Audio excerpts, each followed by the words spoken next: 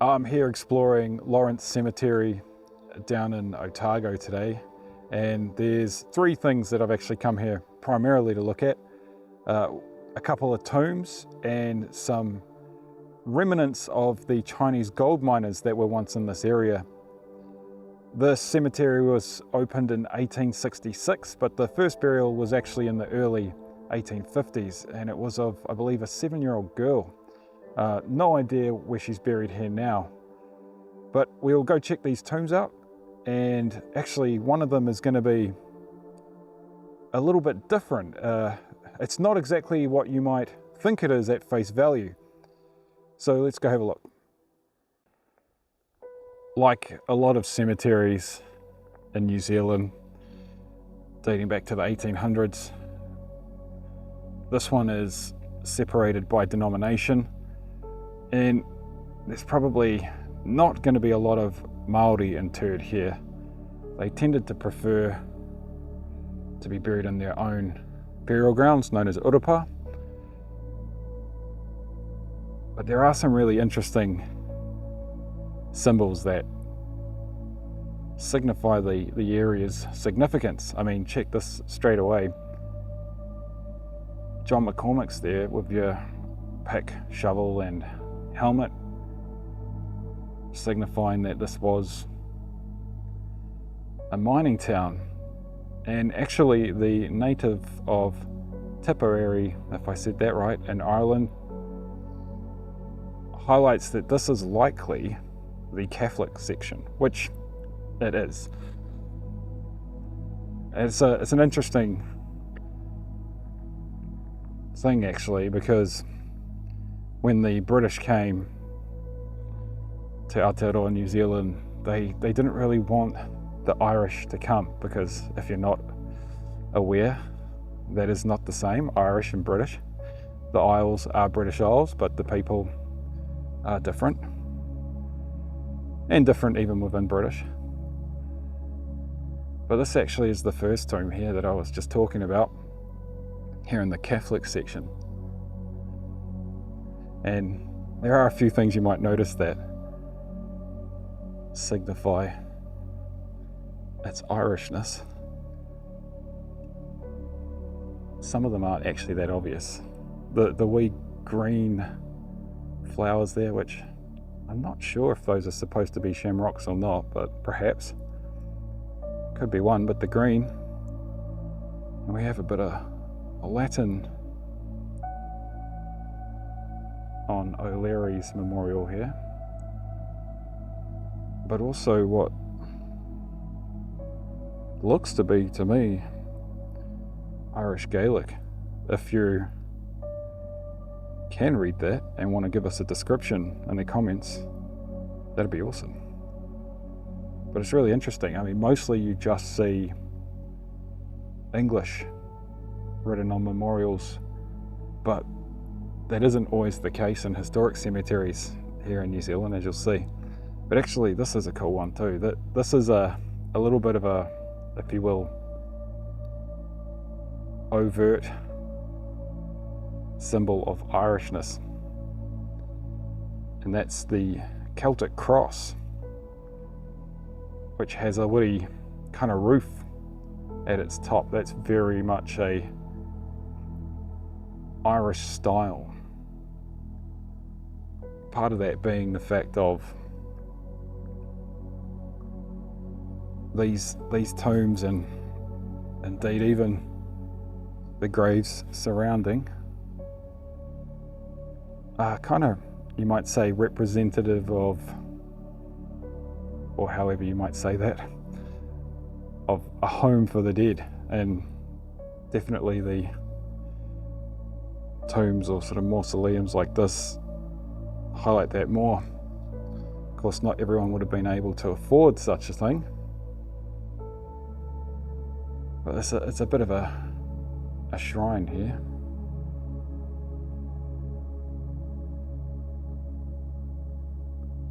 Actually, it's the only one I've ever seen here is of that style of a Catholic tomb.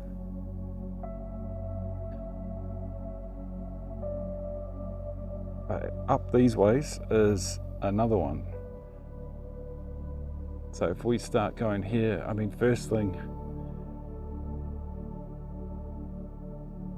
is that you'll see the names start to change a little bit,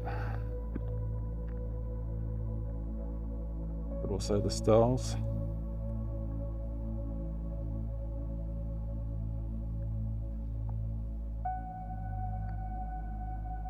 Gotta come up these ways because someone's taking care of the tombs today and I won't film them.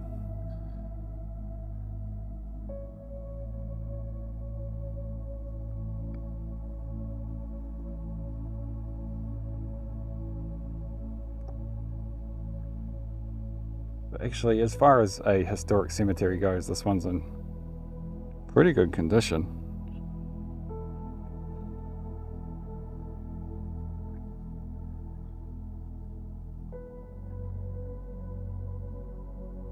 But you can already see some of the changes actually. There's a lot more granite, that red granite up these ways, which often, but not always, signifies that those interred could be of Scottish descent. It was a popular monument for those coming from Scotland. You certainly see a lot of granite in Aberdeen and around Aberdeenshire, and it's even possible that some of this granite could have been shipped all the way here from there. Actually, look, this is a classic example why you want to be careful around some of these monuments too, is you wouldn't want that falling on you.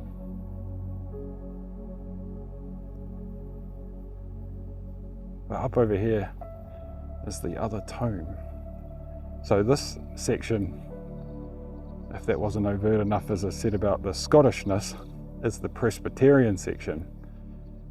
And it is one of those things where, again, not always, but often religion does signal ethnicity. So particularly in a place like New Zealand, the Catholic sections of cemeteries tend to be of Irish immigrants, and the Presbyterian of Scottish.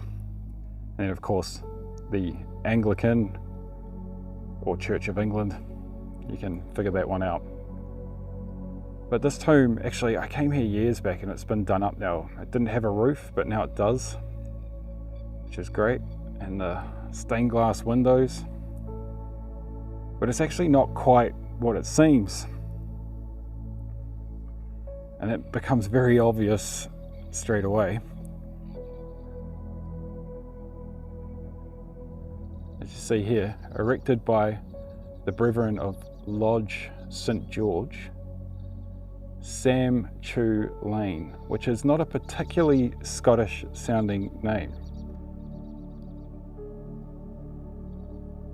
And the reason is that Sam Chu Lane was a Chinese hotelier that came to live here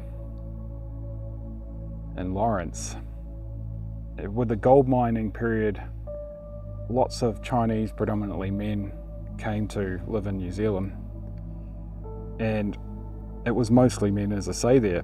And so you can read a bit on him there if you want, but he actually married a Scottish woman, and when he died, he left some instructions to be buried here in the Presbyterian section and not in the Chinese section of this cemetery, and have this constructed. He was said to be an astute businessman and quite popular, and they built this huge dominating tomb for him. It kind of really stands out amongst the much more simplistic ones surrounding us. But it's really great. I mean, it just shows you really want to have a look at the details, because probably, I mean, well, now we have some signage and whatnot here, but without that, and just at face value, and particularly in the condition it used to be in, you wouldn't know that this was from a Chinese migrant. It would be pretty fair for you to assume that, given the area and the part of the cemetery, that it was of someone that was born in Scotland, and yet this was a Cantonese man. It's just really interesting, and it really shows how cultures came together in ways they never would have back at home. You see that in the intermarriage.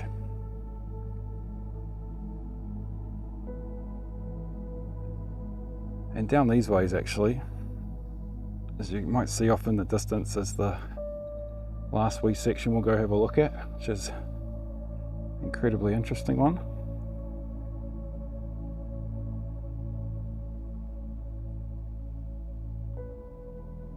And that's the Chinese section. The Chinese came here as part of the gold rush. Something off in that bush, probably a rabbit. They came here during the 18th century gold rush. They found gold in Gabriel's Gully, just down the road from here, or up the road.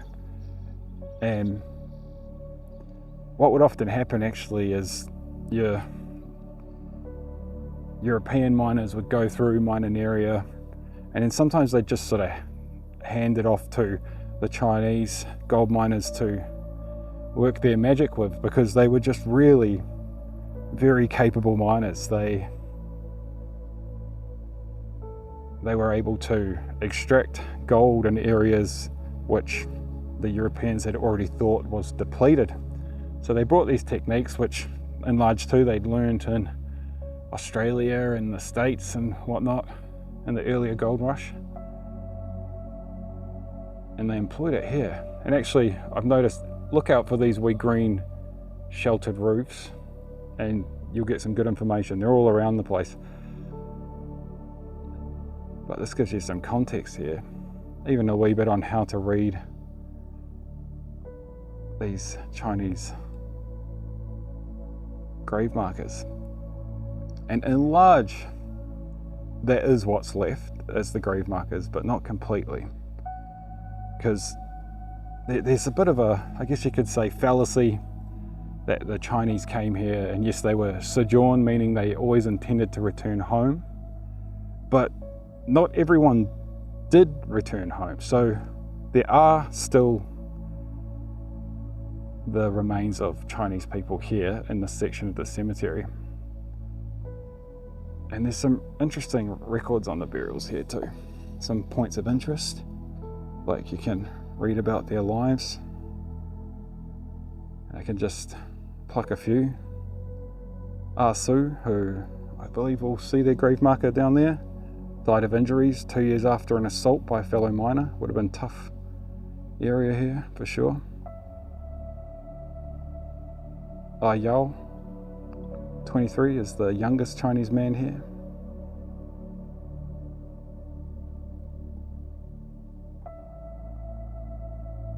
Chang Yu To, I'm sorry if I butcher these, 85, much older. He died in a fire in his hut at Tuapeka Flat, mentally ill, was charged with willfully damaging headstones in the Lawrence Cemetery in 1883. Poor fella.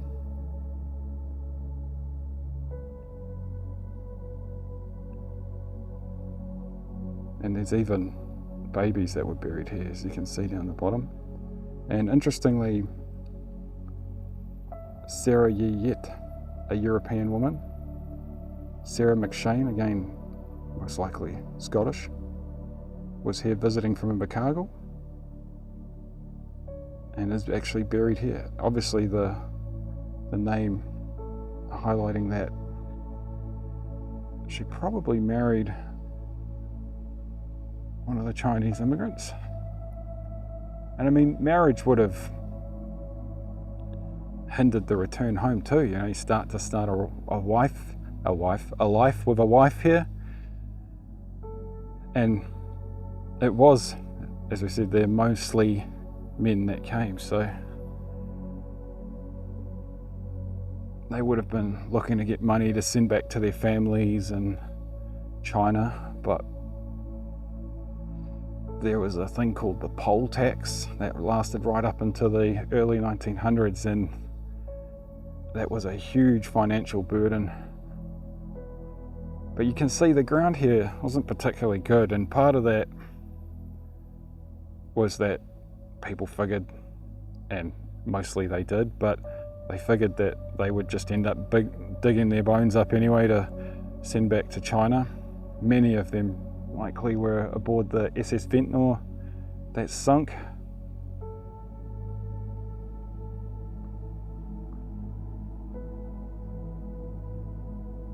But this does also have, if I'm right, I believe it does actually somewhat adhere to the principles of feng shui, which was desirable.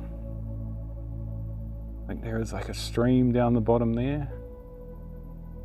And what way are we facing? The hill here would be facing towards the west.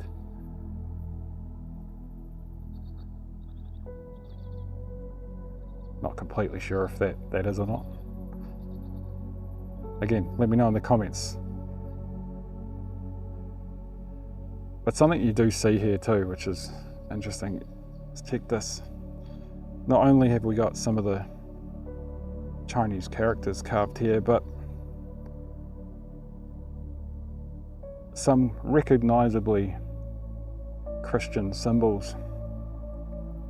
And it just sort of highlights that these are people that are, not just here in the community, but part of that community. You're mixing with your European counterparts and adopting and sharing your culture.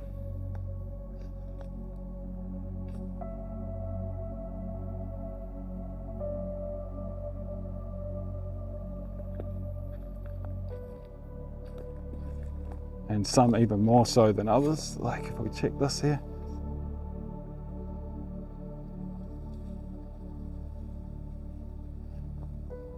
Sacred to the memory of Feng Ning Chu.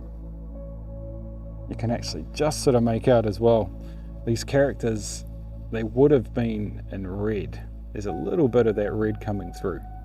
So it would have been painted red. They would have really stood out, a kind of white grave marker with red lettering or red caricatures. Would have looked really beautiful actually.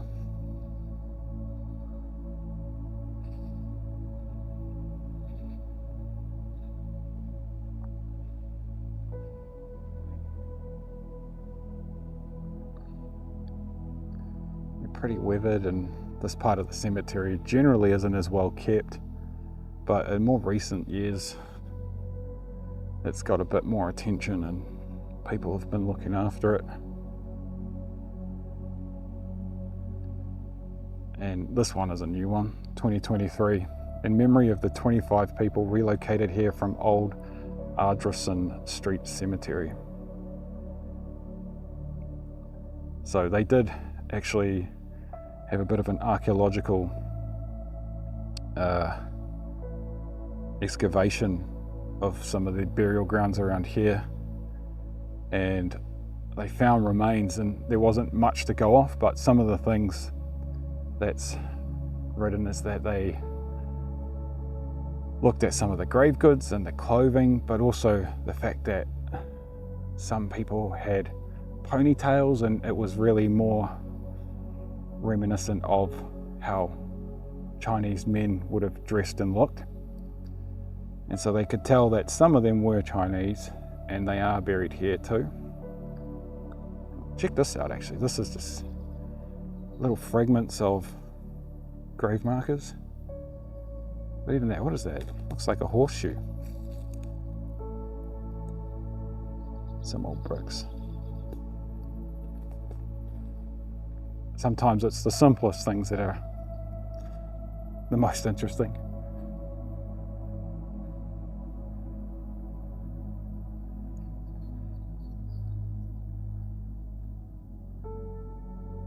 I wonder actually, if you're in America, are there mining cemeteries or cemeteries associated with the gold mine period that have similar sections. Be interested to know about that and to explore them at some point, for sure.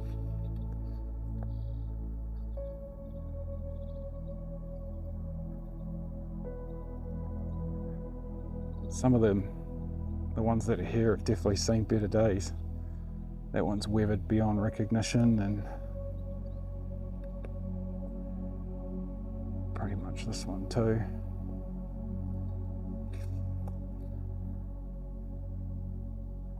But this is the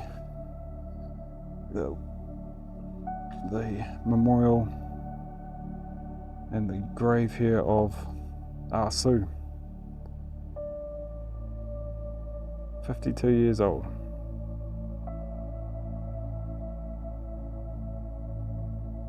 Damaged, but still standing.